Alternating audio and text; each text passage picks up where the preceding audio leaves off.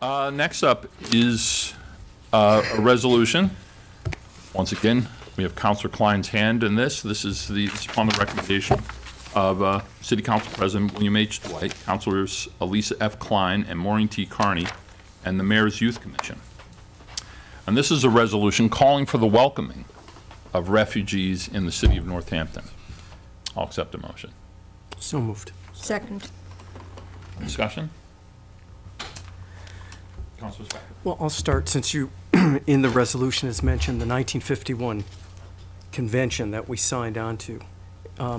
One reason, if you look at history, that convention took place and that we signed that resolution was, in part, what was witnessed that happened to especially a couple of very specific cases of Jewish children trying to come into the United States. In 1938 and 1939, it was interesting that Congress, I had some of the quotes which I was trying to find, but I can't find them. Quotes from some of the Congress people in 1938 and 1939, if I read them to you, they would sound exactly like what many of the Congress people said today, almost word for word. Things like, and I really wish I could have found things like, these people we've got to take care of our own people first. That these people don't share our values or our culture. These people come from another background and we can't integrate them. We already have too many people who are not enough like us. Every one of the quotes, and I really wish you can try and Google it and find it yourself, but I lost the Wi-Fi here. Every one of those quotes was said in the last few weeks in the House of Representatives. And this was said about 20,000 Jewish children who were on boats coming to this country. And the reason that convention took place, and God forbid it happens again, is because after the fact, after the war, when people weren't as panicked, and it's the panic that takes place, it's the fear that takes place. You know, Patrick Henry said, give me liberty or give me death. He didn't say give me security or give me death. That liberty takes some degree of courage. And courage is about having some strength, even though you're frightened, to go ahead and support the values you have. That's what courage is about. It's not that you're afraid, that you're not afraid. You are afraid. We all have a little bit of that fear. But courage, which I hope this country can have, is about saying we're going to do the right thing by our values in a time when we do have some fear. Because those 20,000 Jewish children went back, and most reports say that 4/5 of them ended up in concentration camps and died. And that's why you had 6 years after the close of the war when people felt more secure to sit back and say, oh my God, what an awful thing we did. What an awful thing we did with the Japanese internment camps. What an awful thing we did by not allowing those children in and hundreds of thousands of others. And not only that, the U.S. Virgin Islands, back in 1939 and 1940, the U.S. territories, the Virgin Islands, said, we will accept 150,000 Jews. The U.S. Congress said, we're not going to let you do that, and they blockaded that. 150,000 Jews were sent back to Europe. And you had case after case of this. The Dominican Republic offered to take in something over 100,000 Jews. The United States Congress said, we're not going to let you do that, and they blockaded it, and 100,000 Jews went back to Europe. At that time, Jews were kind of different to a lot of Americans. I don't know if Americans at that time, if they were the English coming over, we would have had the same feeling. I think now as Jews have been integrated into this culture. Syrians, I'm not so sure. They're still the other. And that's one of the other things you hear in those congressional statements. Now, some folks call and they say, what are we doing talking about these bigger issues like this Northampton gets into? On this particular one, I think it's very clear that our governor had no authority to talk on this issue. He has no more authority than we do. And I said to a few of those people, so when Governor Baker came out and made this statement, I'm sure you, who thinks we shouldn't bring this up, you call Governor Baker because he has as little authority as we do. So I'm sure you called him up because you were very concerned about, distribution of power. Of course, they didn't call Governor Baker up. So this whole question of whether we should bring this forth, it's going to have to be from the grassroots. And finally, let me just say we're at a very frightening time to me. I've never seen anything like it. I think we have to name it. And one of the things we have to name is that we have some candidates running for president who are fascists. And thankfully, some of our newspapers, which very few people read anymore, but the New York Times, the Washington Post, finally in the last few weeks have decided to call something for what it is, and they are using that word. And a lot of this is very political. This is a very political thing to do. And I want to stand with the side of politics which says we are not going to have this kind of language tolerated. We're going to stand up against it. We're going to receive people. And I'm proud that this is coming forward as a resolution. Thank you. Councilor Klein. Thank you, Councilor Spector. I really appreciate those remarks. I want to build on some of the things that you said. I think that when we talk about immigrants and refugees, we really have to pay close attention to history, because we have seen prejudice and stereotypes against refugees throughout history. My family were refugees from Eastern Europe, first from pogroms around the turn of the 20th century, then the Second World War and the Holocaust. And the other side of my family were refugees from the 1956 Hungarian Revolution. And I imagine that a lot of the residents of Northampton are also descendants of refugees. And like today's current Syrian refugees, they've experienced prejudice, stereotypes, quotas when trying to enter the United States, and even bans on the entrance into the country. And thinking about the makeup of the citizens of Northampton, you know, we look at people, we have a lot of people of Polish descent. There are 10 million Americans of Polish descent in the United States today. And they came as economic refugees and refugees from forces that occupied Poland until 1919, and they were refugees from religious persecution by those occupying forces. And there was deep discrimination against Polish refugees and Polish immigrants when they came to the United States. In fact, there were quotas that were developed, anti-Polish legislation that cut Polish immigration into the U.S. between 1921 until after World War II. So, you know, we can look at these historical examples of how the people that make up today's population in Northampton, their descendants were persecuted as well, and were persecuted here in the United States, I should say. Also looking at people of Irish ancestry, there are 33 million Americans of Irish ancestry here. A lot of them were, again, economic refugees because of the Great Irish Famine in the 1840s. They were targeted here in the U.S. with really virulent anti-Catholic sentiment and laws, and a large portion of their immigration was stopped when Congress passed Emergency Immigration Acts of 1921 and 1924. Those acts imposed a quota system that limited Irish immigration, and people were, again, virulently against them for their Catholicism, their difference, all of that. You know, I want to also address some of the concerns that I have heard from folks about how somehow if we talk about accepting refugees and opening our homes, opening our hearts to refugees, we're somehow neglecting the people that were born here, that already live here. I don't think it's an either-or situation, and I appreciate some of the public comment that pointed out that it's not an either-or situation. You know, there's actually, I mean, I do understand that concern because we have a lot of people in Northampton that are struggling to make ends meet. And the last thing that we would want to do is create a situation whereby we're making it harder for them because we're using money that could be used for those folks to assist them. But when you do research, there's so much research out there about cities all over the world and in the United States that have taken in large refugee populations, and consistently the economies of those places were not affected negatively. This is absolutely objective research, and I'm not going to sit here and bore you with all of the details, but if anybody's interested, I'm happy to send you links to a number of different studies that show this. Even currently in places that have taken in large numbers of Syrian refugees, in Lebanon, in Jordan, in Turkey, the economies in all of those places are actually booming right now. And that's concurrent with them absorbing hundreds of thousands of refugees.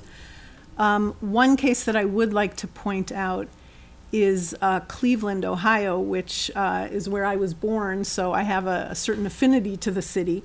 Their local refugee services agency spent $4.8 million in 2012 in helping refugees get established in Cleveland.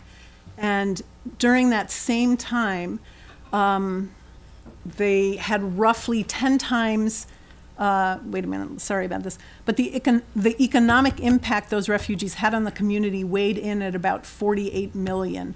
In other words, the economy improved by 10 times, even with the resettlement costs that were paid for the refugees. So we have real life, concrete examples of how taking in refugees does not, in fact, take away from the local economy, does not take jobs away from local workers. So just to kind of lay some of that concern to rest, you know, I would really encourage people that are worried about that to look at the research that's been done all over the world and in the United States. I'm really thrilled about the support that I've got. We've heard from people, that I've gotten phone calls and emails from people supporting this and really excited about it.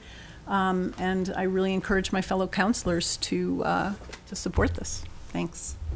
Thanks for letting me go on a little bit. Councilor Klein. Thank you. I want to thank my fellow councilors, Klein and Dwight, for bringing forward this resolution and allowing me to join as a co-sponsor. And I don't have a lot to add to the really thoughtful comments right now of Councilor Spector and Councilor Klein, except to say that personally, I mean, that I am a grandchild of economic refugees from Ireland, and it's just I just see it as such an American thing to do, to open our arms and to continue. It's a tradition. It feels very traditionally American to be open to immigrants, especially those seeking asylum from a war-torn nation. So I'm really proud to be able to co-sponsor this resolution and thank my fellow councilors for bringing it forward. Councilor Labarge. Yes, I will support this resolution.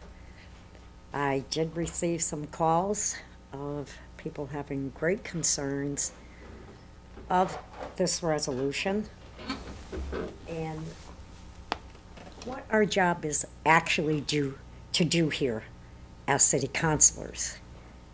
That some of them felt that we were going above what we should be doing and just taking care of our own city. And I'm just explaining to you to let you know what I'm hearing.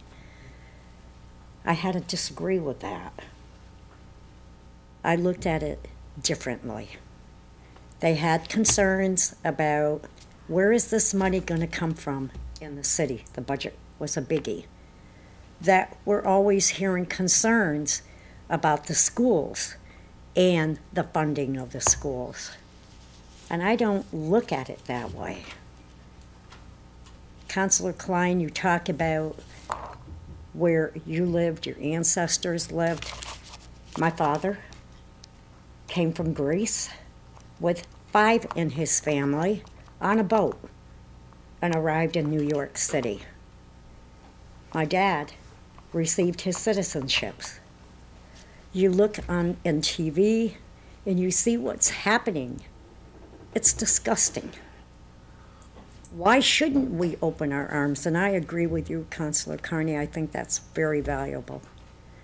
We're looking at our elderly. We're looking at women, children. And the destruction that's occurring out there is terrible. In my family's country in Greece, they opened up their arms. And they helped those children and elderly people off the boats, gave them water, fed them. To me, that's in your heart, because you're just going to help whatever is needed. And I think it is our job as councilors to go ahead and accept whoever into our city who needs the help. And I will support this resolution. Councilor Murphy. You know, at the end of this term, I will have been here for 10 years. I have never had more people call me since Tuesday when this appeared in the paper. I've had more people call me about this than anything else in a 10-year period of time. It's very unbelievable. And to a one, they said, what the expletive is the city council doing dealing with something over which it has no authority? I mean, we do not have the authority to deny anyone the right to live in the city of Northampton. You can move here, you can set up your household. We have nothing to say about that. You live here, we provide you services. And that's what most of the people said to me. Why is the city council dealing with something over which they have no authority? And this resolution in it admonishes the governors of 25 states who have no legal authority to dictate the standing of refugees or immigration policy. Well, why is the converse not true? We have the right to take a position on immigration policy, but the governors of 25 states don't. None of us do. And this is quite clear about the fact that that authority lies with the federal government. You know, it's not up to us. It's not up to the states. It's up to the federal government. You know, this community has always welcomed anyone who wanted to move here. Well, not anyone who ever wanted to move here, because I'm of Irish heritage. And at the state hospital, there's a monument to two young Irishmen. This community hung because they were young Irishmen. So right here at home, you know, we have been guilty of discrimination, but what my constituents were concerned about was the fact that we don't have authority on this. The state governor doesn't have authority on this. Our federal government does. And they wanted me to bring that message here, that they felt that this was a little above and beyond our purview. Now, I very much support the sponsors of this and the fact that they brought this before the body, but as I have done before with things that I think are a little outside of our purview, I'm going to abstain from voting on this one. And again, that's because of the overwhelming I mean, you cannot believe how many calls I got from people today saying, you know, why are you dealing with this at this level? So I felt I had to bring that here tonight. Could you just scroll down the resolution to the beginning? Because I don't have a copy, I can't pull it up.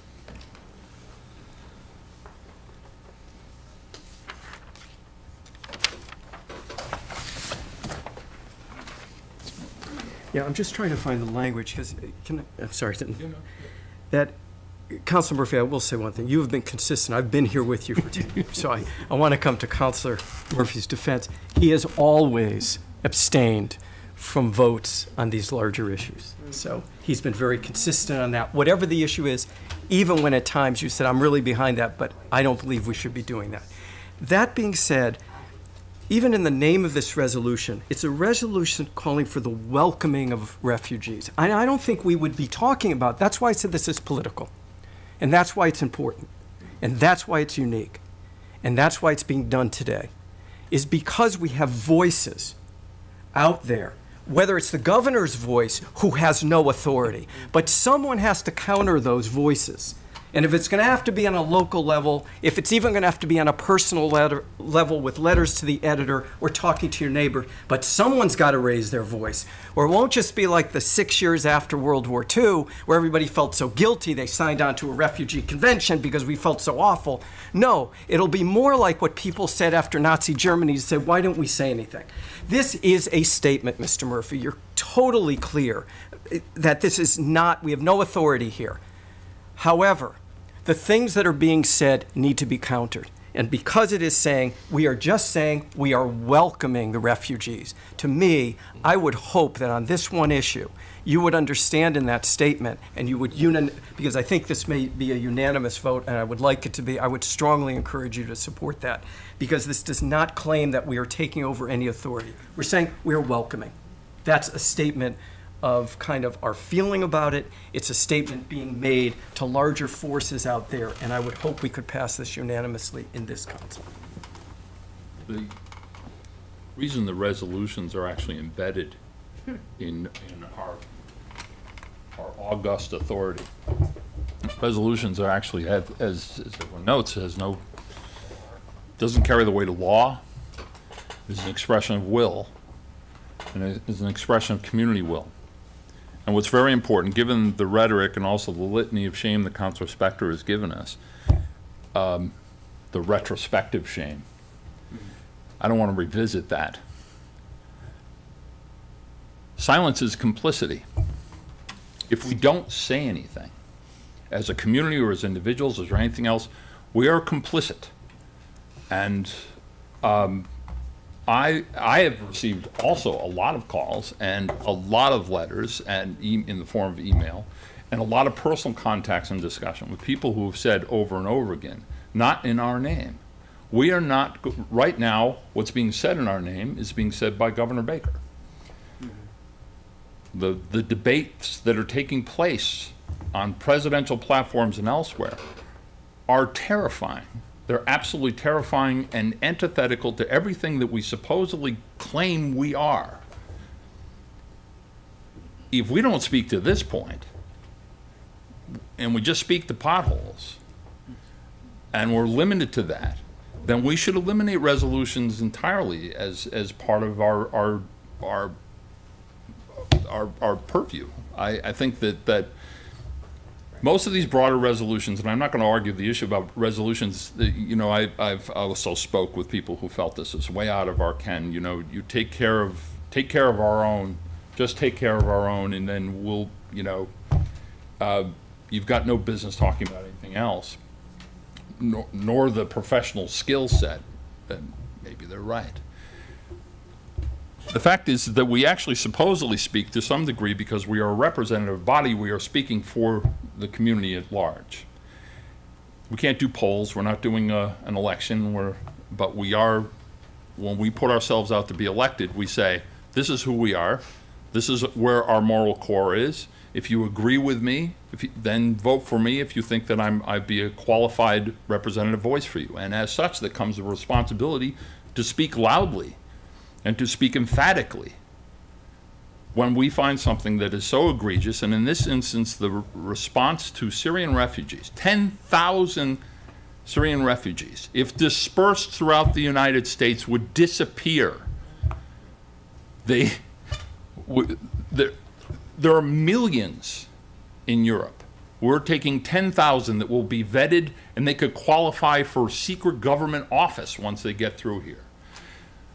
The bulk of the crimes that have been perpetrated on us violently in this country, the bulk, I mean, that's not even an apt description, have all been perpetrated by Americans born and raised here in this country, and predominantly white, and all men, with very few exceptions.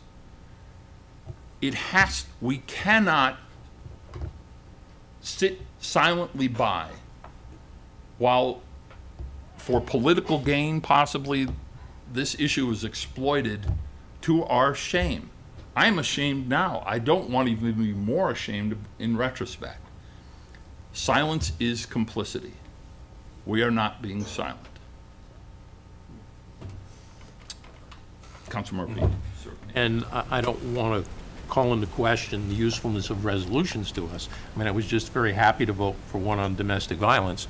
You know, we have a police department in Northampton that enforces laws on domestic violence, and I think cooperates with the agency at hand to the greatest extent they can. So there's one that is within our authority. We do enforce with our police department laws about domestic violence, and we play a role in that, and I'm glad that we do. So I wouldn't call all of the whole process of resolutions in doubt, because I just was happy to vote for one. You know, they're useful to us as a means of communication. Councilor O'Donnell.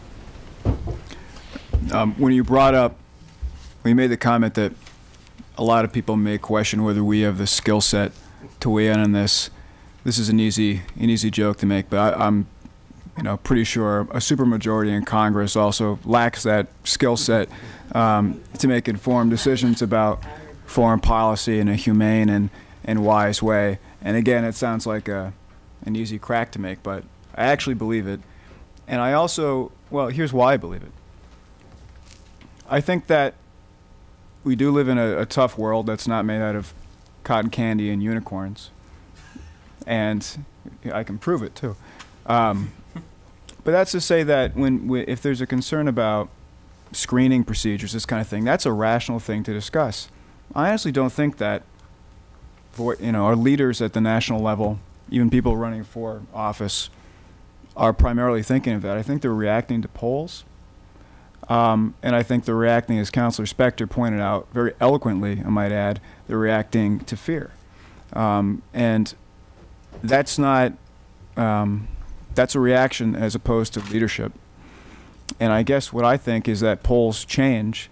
And again, as Councilor Spector points out, the polls of today become the history of tomorrow. And one day we'll look back and be our own judge about how we acted today.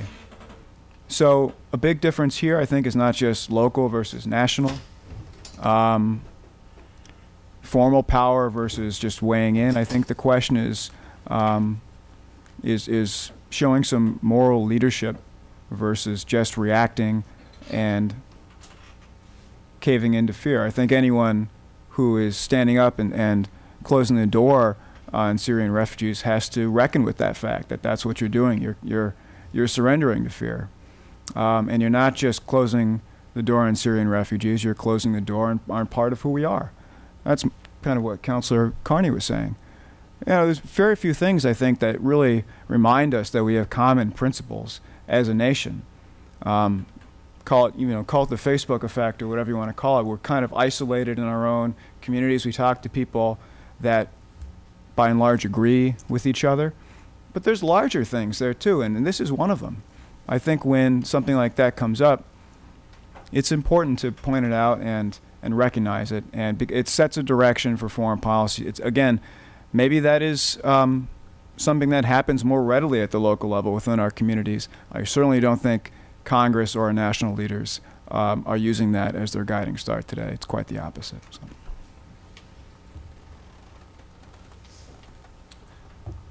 No other comments on the discussion? Roll call. A roll call? Okay. Counselor Dwight. Yes. Counselor Klein. Yes. Counselor LaBarge. Yes. Counselor Murphy. I abstain. Counselor O'Donnell. Yes. Counselor Shara. Yes. Counselor Spector. Yes. Counselor Adams. Yes.